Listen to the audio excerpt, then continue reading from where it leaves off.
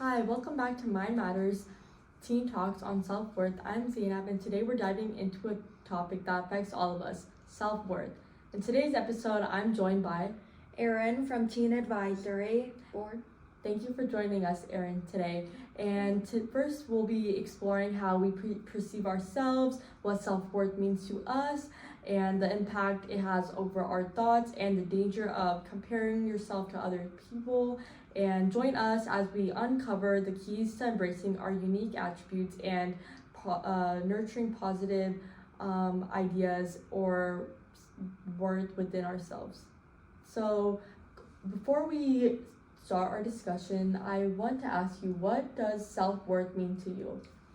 To me, I think self-worth means how you view yourself to the world, or just overall how you view yourself. And it's important to teens because that self-worth shows how they see the world and how they see themselves in the world, and how it affects the people around them and themselves. Yeah, exactly. I view self-worth similarly, just like that. It's how people view themselves and the world around them, and it just instills confidence within themselves. So sometimes if our self-worth isn't where it should be, it can be damaging to our mental health as well. So why is it important that we recognize self-worth within teens? I think it's good to recognize self-worth because it helps teens view themselves better, but at the same time, it makes the world around them better so they can feel like they can feel good about themselves even when things in their life isn't really good.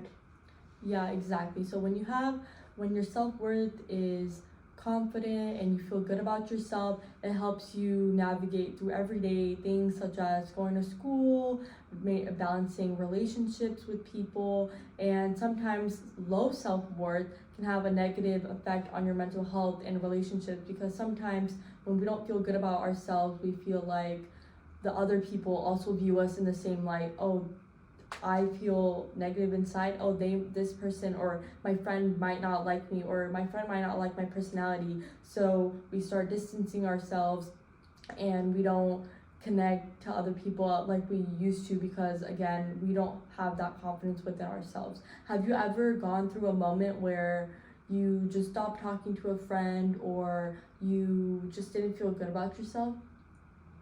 Yeah. Do you want to talk about that if you're comfortable? Okay, so I had this friend some time ago, and we were really close, and she's really popular and she has a lot of other friends, and I thought that she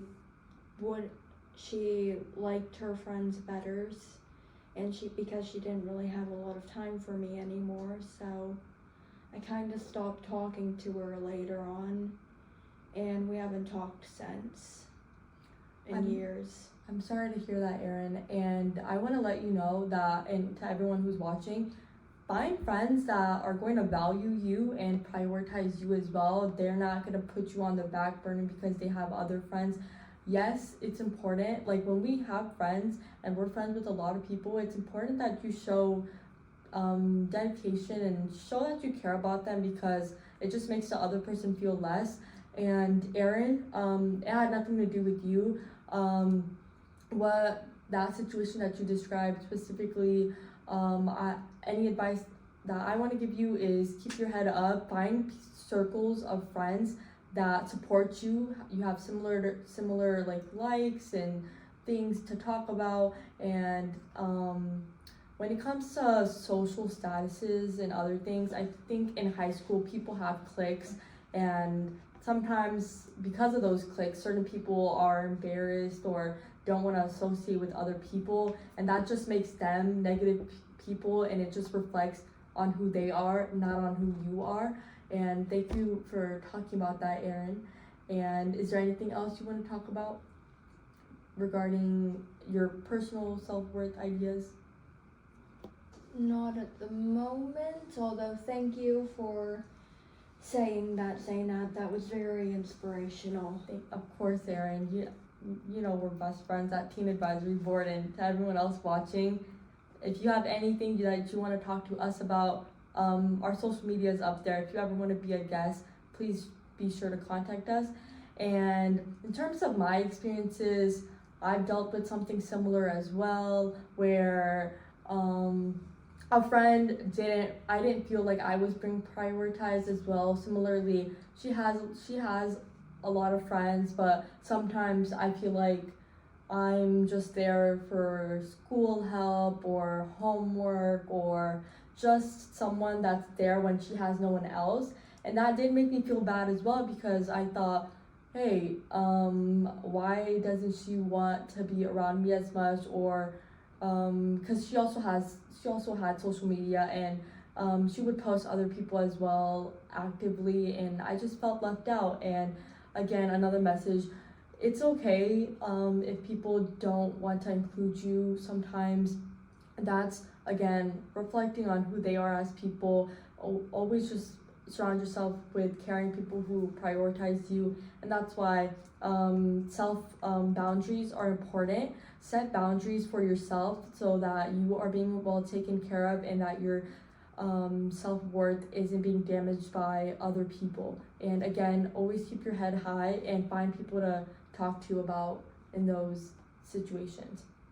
So next, I want to talk about comparison traps. So comparison is very big in today's like society, especially with like social media, like platforms like Instagram, Snapchat, and again like societal pressures, especially within boys too. Like boys have to be strong, boys have to be like, they can't be sensitive or crying, they have to step up. I feel like everyone deals with those type of things, and we need to explore ways to resist like the urge to compare ourselves with others and embrace our unique strengths. So have you ever compared yourself to anyone and said, I wish I had what they had, or any other type of attribute?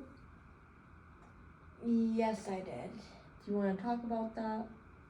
Basically, I mainly compare myself to like how my social skills and how I don't really like talking to extremely loud people who are all bunched up together in a small area of some sort.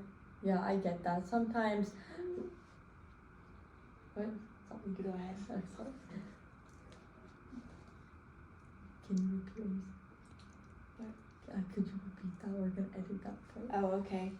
Yeah, so sometimes I have like these times where I compare myself to others, because as I don't really have I think I have some sort of like social anxiety that keeps me from talking to people in big groups, or just talking to more than one person in general, because at some point there's another person and then I end up third wheeling, and then I just leave the conversation in general.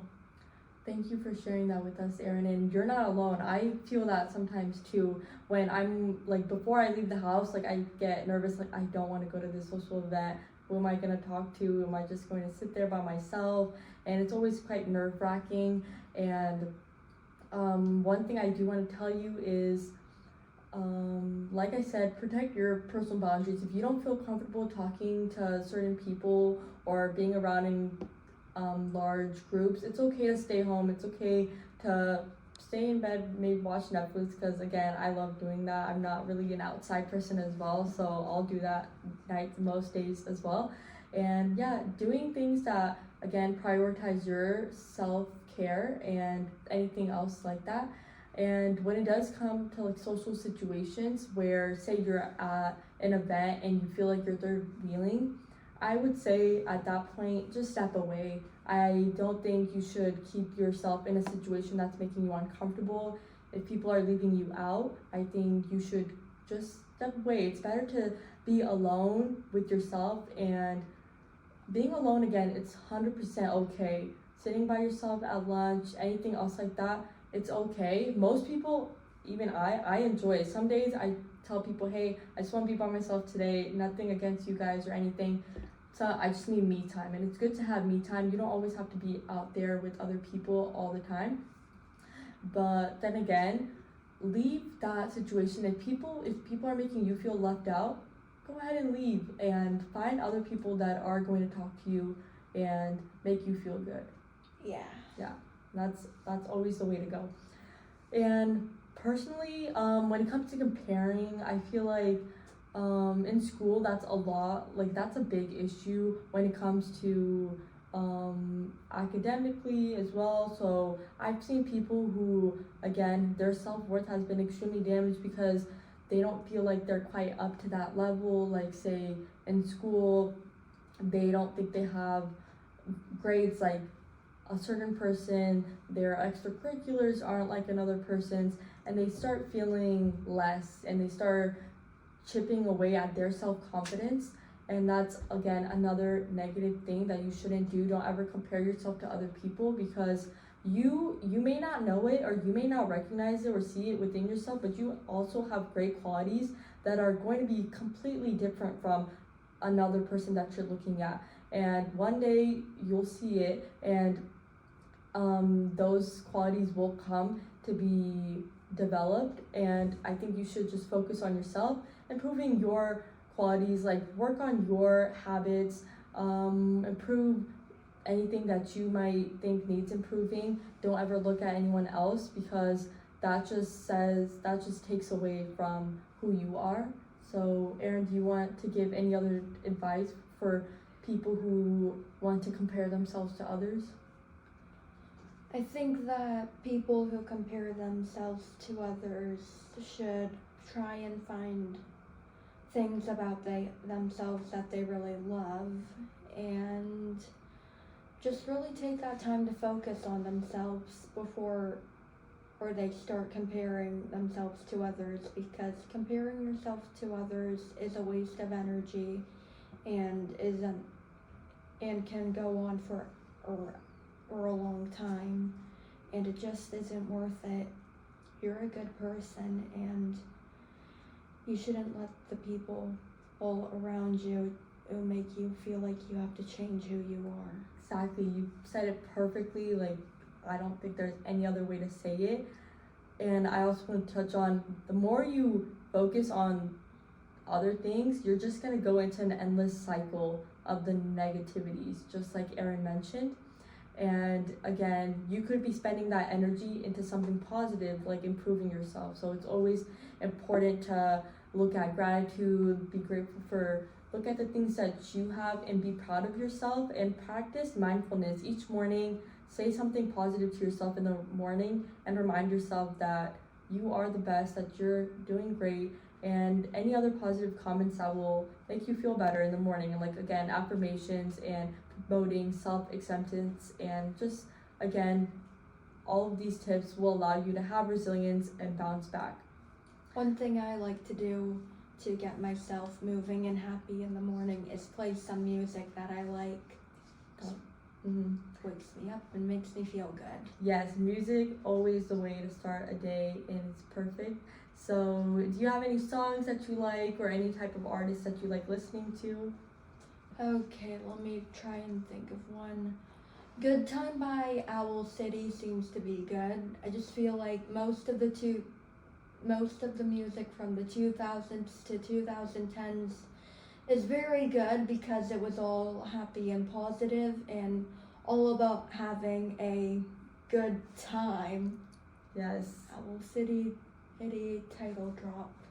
I've never heard of Owl City, but now that you mentioned that, Erin, I'm going to look into that artist. And like you said, I feel like music from like the 2000s are always great, and again, they were always about positive things and very uplifting. So I'm going to check that playlist out, and if it gets Erin happy in the morning, check it out too. And or if not, just listen to music that makes you feel good. And even if it's not music, podcasts really help. You guys can listen to our podcast or any other podcast, and again, maybe a comfort show that you have.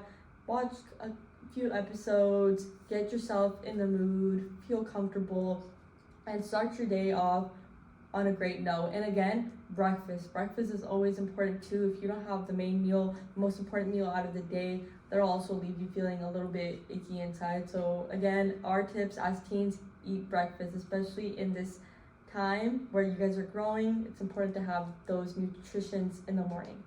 And like we said, each person is unique. You all have your own strengths, talents, and quirks, and always just embrace your own individuality. And again, avoid the pressure to conform to something else. Don't feel the need or pressure to be like someone else. If someone is telling you to do something, ask somebody for help, contact a trusted adult.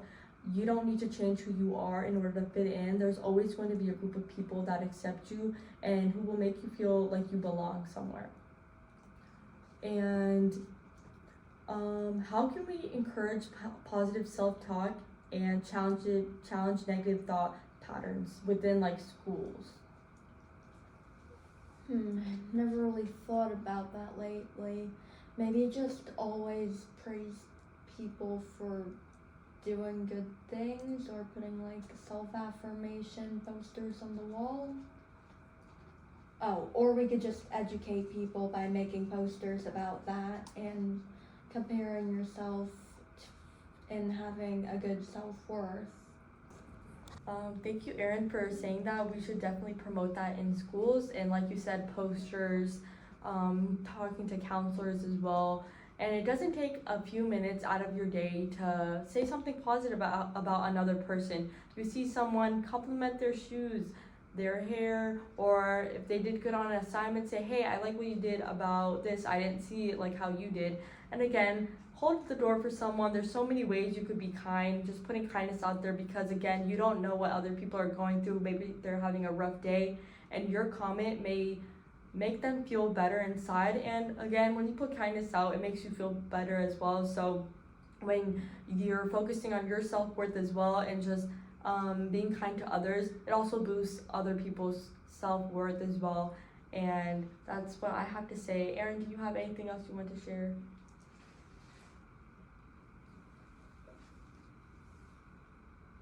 No? Not a lot. I think you covered up everything that I'm thinking about right now, and what I was just about to say. Perfect. Don't worry about it, Erin.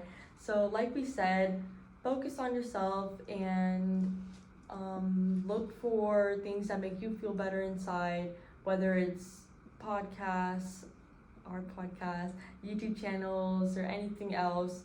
Prioritize yourself and self-affirmations. Again, at the end of the day, your mental health should be a priority. Mental health is just as important as our physical health. And if anyone is making you feel bad about who you are as a person, cut them off, distance yourself, find groups of people who you feel comfortable with, and it's okay to be by yourself sometimes. And Erin, would you like to say something about art time? Yeah. Here at the Lodi Library, we have this new program called Artime. It is happening every Wednesday from 4 to 5 o'clock. Here, you can watch, draw, and have snacks while watching your favorite anime, or a new anime that you haven't seen before. Right now, I believe we're on Assassination Classroom. Though whatever anime they're playing, I'm sure you will have a great time meeting people who have the same interest as you, and also have a snack. Well nourished. Keeping yourself well nourished is always the best thing. And again, you could express your creativity and other things and connect with people who have similar interests with you at this specific program, and we hope to see you there. And another thing that the Teen Advisory Board is having is Mental Health Book Club. Right now we are reading Girl in Pieces. The copies are available at the circulation desk. We will have our discussion on May 19th, 2024 at 1 o'clock in the teen room. We hope to see you there as we dig into Girl in Pieces by Kathleen Glasgow.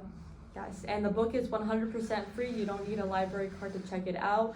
And additionally, it covers topics of mental health such as, and again, like our episode, self-worth is a very big part in this book, so we hope you read it, and we hope to see you guys at our discussion.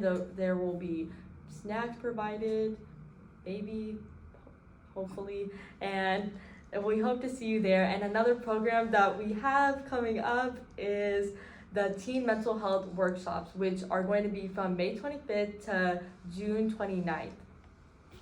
So it will be every Saturday from the times I listed at 3 p.m. And again, we hope to see you there. And that during that time, we'll talk about self-care and other mental health topics.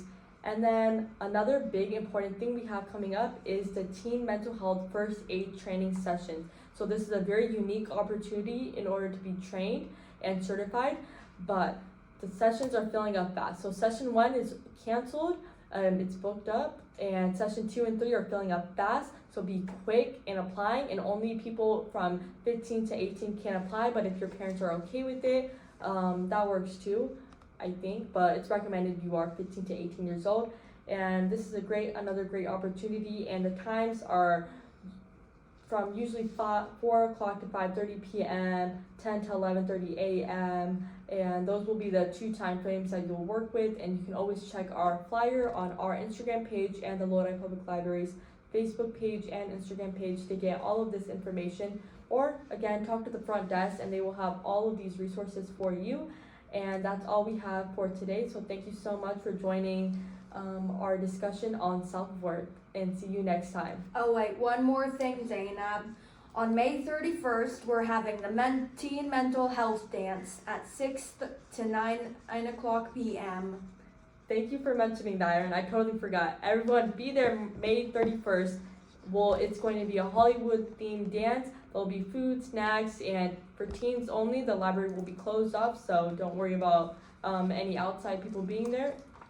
And there will be a live DJ, and it's going to be awesome, very fun. Tell your friends and spread the word, and we hope to see you there. Bye. Bye.